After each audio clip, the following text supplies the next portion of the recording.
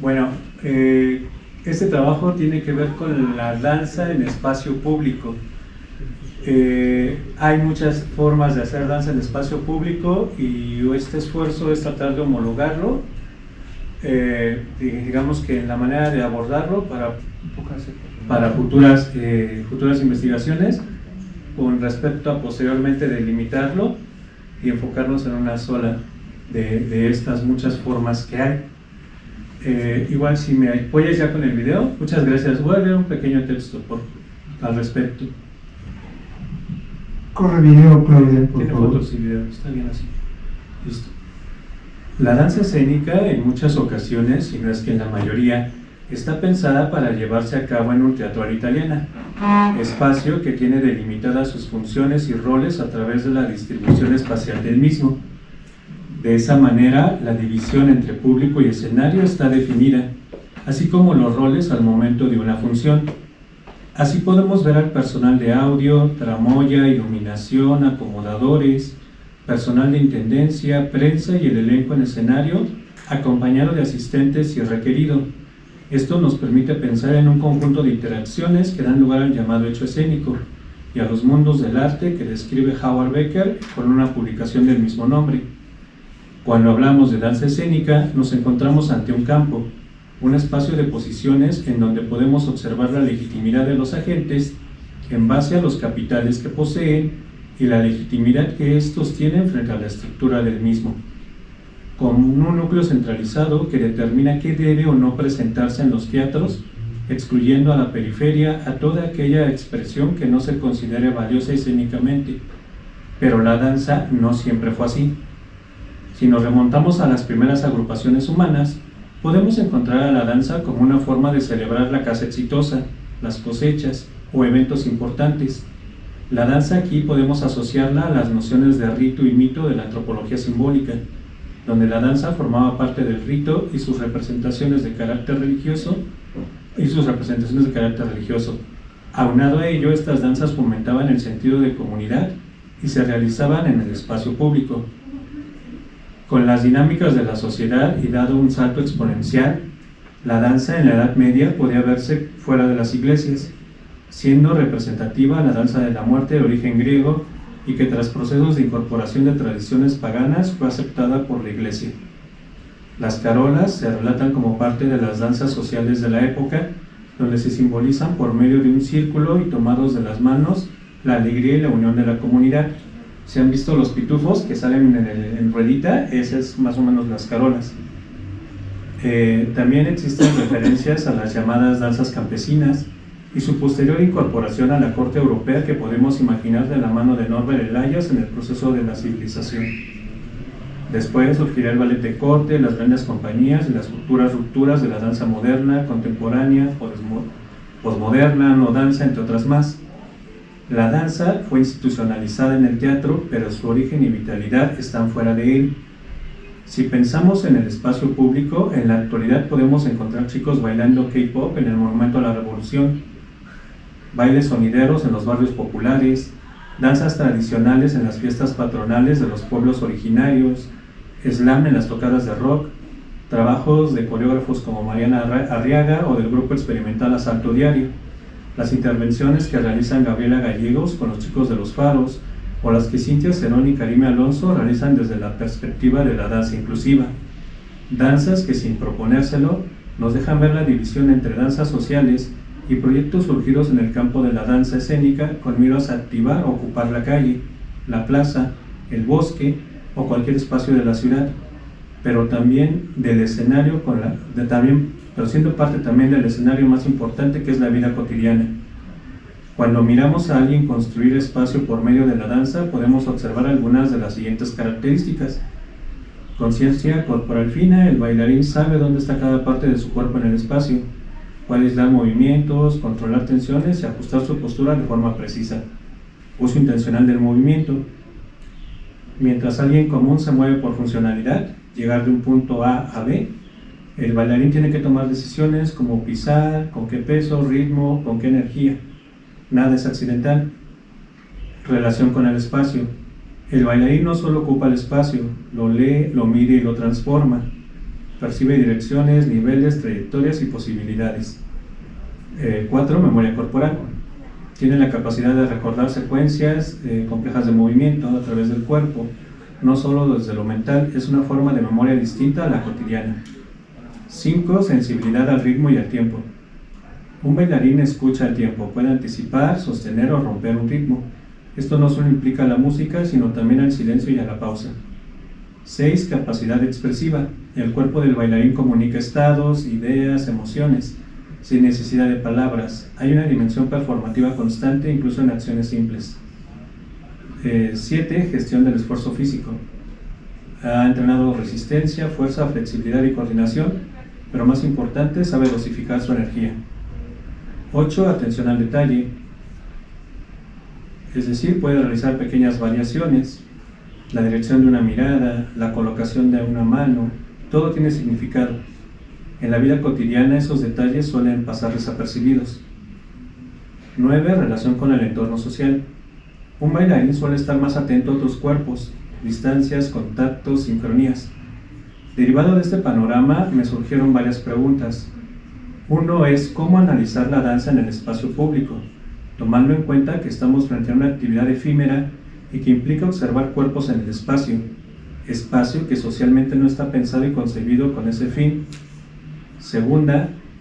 La segunda duda concierne a la manera en la que podía abordar el registro del observado, situación en la que mi experiencia como fotógrafo escénico y en marchas podrían aportar, aunado al uso del video como forma de reproducir y mirar nuevamente aquello que ya no existía. Medios que consideraba necesitaban apoyo para describir de mejor manera la danza en espacio público, por lo que mi mirada se enfocó en diversos abordajes de la ciudad desde las dimensiones espacial y sensible, acompañado de las reflexiones sobre el espacio de algunos autores que reforzarán la importancia de las prácticas dancísticas en la ciudad. Para Henri Lefebvre, cada ciudad tiene su espacio y tiempo. Organiza la vida, los desplazamientos, el trabajo y el poder. Siguiendo su interpretación del marxismo, nos describe cómo en la antigüedad, haciendo referencia a Grecia y Roma, el excedente producto del trabajo se utilizaba en monumentos y templos para cohesionar la sociedad. En el Renacimiento, nos indica el autor, se inventa la perspectiva, permitiendo un nuevo lenguaje de representación espacial, espacio concebido que afectó la vida urbana. Con el capitalismo, el paso de la acumulación de capital al capitalismo consolidado se explica por el dominio político y económico de la ciudad sobre el campo. Por último, en lo que llama el neocapitalismo, que entiendo como el periodo de capitalismo postindustrial en el que vivimos, observamos que el tipo de espacio que se produce es el espacio abstracto. El espacio se vuelve imagen para el consumo. Hay una división funcionalista donde podemos mirar una fragmentación de la ciudad en 4 hábitats: trabajo, circulación, ocio y residencia. Este autor de igual manera nos define la destrucción de la ciudad social para dar paso a la ciudad como conector para el transporte y donde la meta es reducir los tiempos de traslado, con el fin de llegar a espacios de aislamiento prolongado. Lugares que apoyan a individualizar cada vez más la vida de las personas, sustituyendo el acto de habitar por una cotidianidad programada y alienante. La ciudad, nos menciona nuestro autor, tiene la peculiaridad de ofrecer las posibilidades de cambio mediante la irrupción de espacios diferenciales con características intersticiales.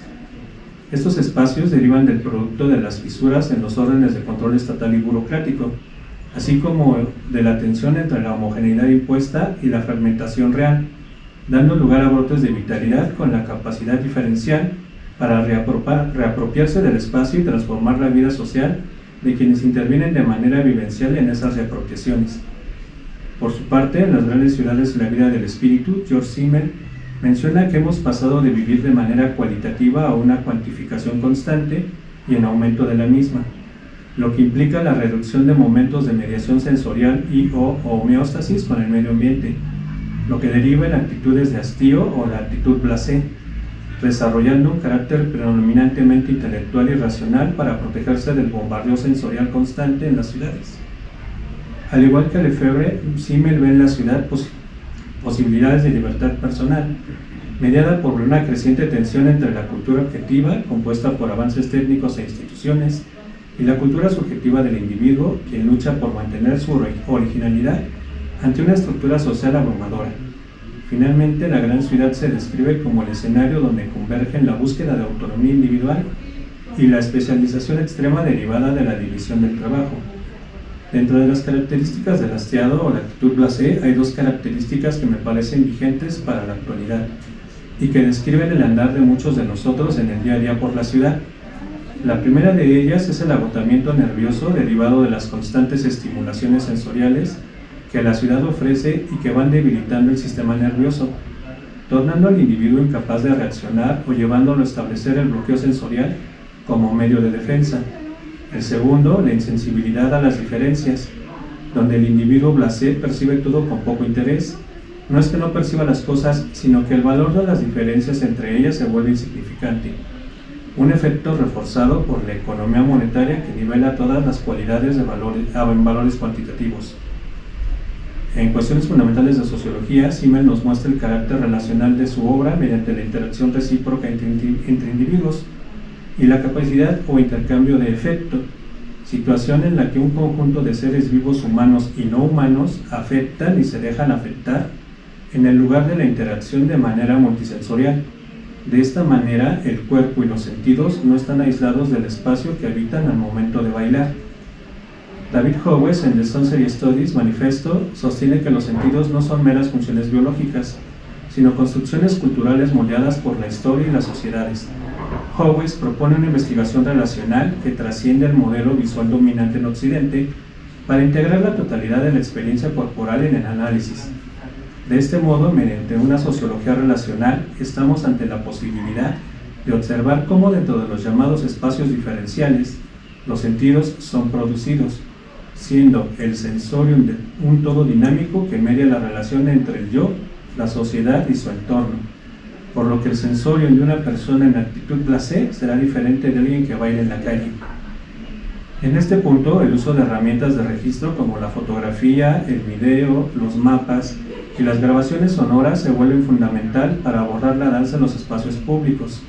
A diferencia del teatro a la italiana, donde la repetición, la iluminación controlada y la disposición escénica permiten cierta estabilidad en la observación, la danza en la calle acontece en condiciones cambiantes, atravesada por flujos urbanos, interrupciones, ruidos y múltiples capas de interacción social.